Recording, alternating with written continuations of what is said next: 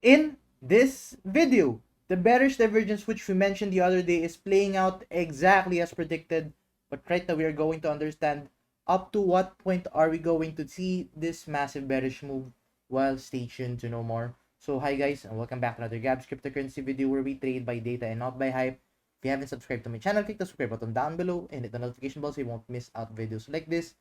By the way, before we start this video, gusto ko din sa inyo i-share yung bago kong broadcast channel wherein you can get weekly or actually daily updates na nga ito eh. Nagpo-post ako dito every other hour siguro or every other ilang few hours. Bibigay ako ng updates regarding the market. You can actually join our Instagram broadcast channel. You can actually find this guys sa description down below, and as you can see, lagi ako nagpo-post dito and updates on top of those videos na pinopost ko on a bi-weekly basis or bi-daily basis. Yung mga pinopost ko dito is like updates din, like ano ba yung nakikita ko ngayon sa market, like for example itong mga analysis na hindi ko nabanggit sa YouTube, sinasabi ko rin siya dito sa broadcast channel natin sa Instagram.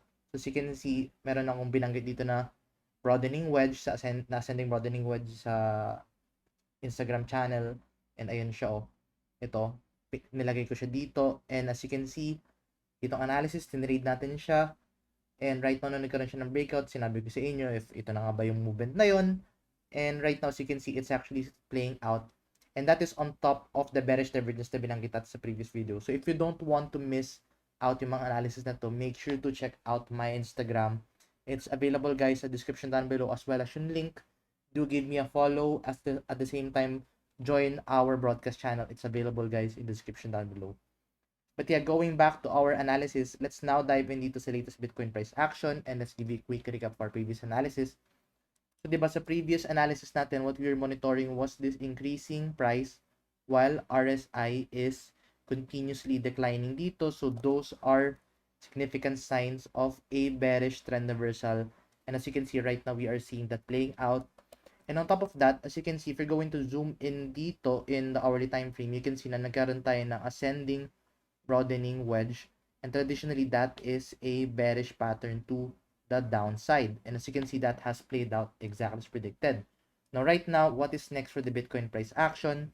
So going back here in the 4-hour time frame, you can see na we are now starting to hit a certain support area which is around the 63,400 US dollars.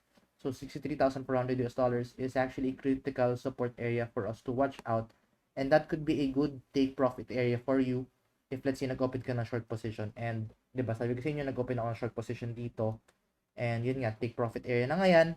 Now ano ba yung next target natin dyan? So as you can see, wala pa tayo nakikitang any signs of a bullish trend reversal. So I don't think na we are going to see trend reversal dito. I don't think na that's going to happen. Rather, what I think it's going to happen is this is going to consolidate muna before we see that next move dito. And as you can see, after this area, ang next target niyan would be around the 62,000 US dollars. That is the next certain support area na you can watch out, kasi as you can see, that became a resistance dito noong June 26. And the next area na pwede natin tingnan is around the 60,000 US dollars. So right now, you can set a take profit area around the 63,500, the 62,000 US dollars, as well as the 50 or 60,000 US dollars. So those are the different areas that we can watch out.